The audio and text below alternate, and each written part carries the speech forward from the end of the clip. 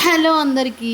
నేను చెప్పాను కదండీ! నిన్న పెట్టాను అమ్మకి బాగోలేదని. నేను అగనంపూడి క్యాన్సర్ హాస్పిటల్ నుంచి ఊబర్ బుక్ చేసుకున్నాను కారు. ఫ్రంట్ ప్యాసింజర్ సీట్‌లో నాన్న కూర్చున్నారు.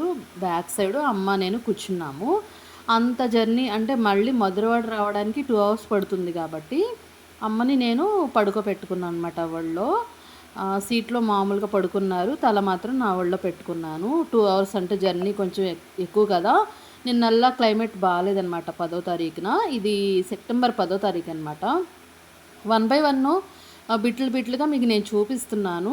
ఆఫ్‌కోర్స్ చాలామంది అమ్మకి బాగుండాలి, బాగా తగ్గిపోవాలని చాలామంది బ్లెస్ చేశారు.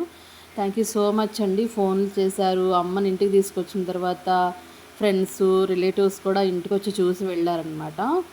ఇంకా నేను చిన్నగా ఇంకా తెలిసిన వాళ్ళు అంటే నా వీడియోస్ చూసేవాళ్ళ కోసం అని పెట్టాను. ఇంక ఇంటికి తీసుకొచ్చేసిన తర్వాత ఫుడ్ అదంతా నేనేమి క్లిప్పింగ్స్ ఏం తీయలేదు.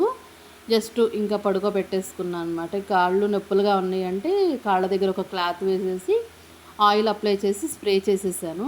కాళ్ళు నొప్పులుగా అనిపించింది. ఎందుకంటే పెద్ద హాస్పిటల్ కాబట్టి ఏదైనా ఎక్కడికన్నా వెళ్ళాలి అంటే ఆ హాస్పిటల్‌నే ఎక్కువసేపు తిరగాలన్నమాట. అలా వీల్ చైర్‌లో తీసుకెళ్తారు పేషెంట్‌లని. అయినా ఒక్కోసారి అమ్మ వీల్ చైర్ ఎక్కదనమాట. నా వీడియో చూసినందుకు చాలా థ్యాంక్స్ అండి.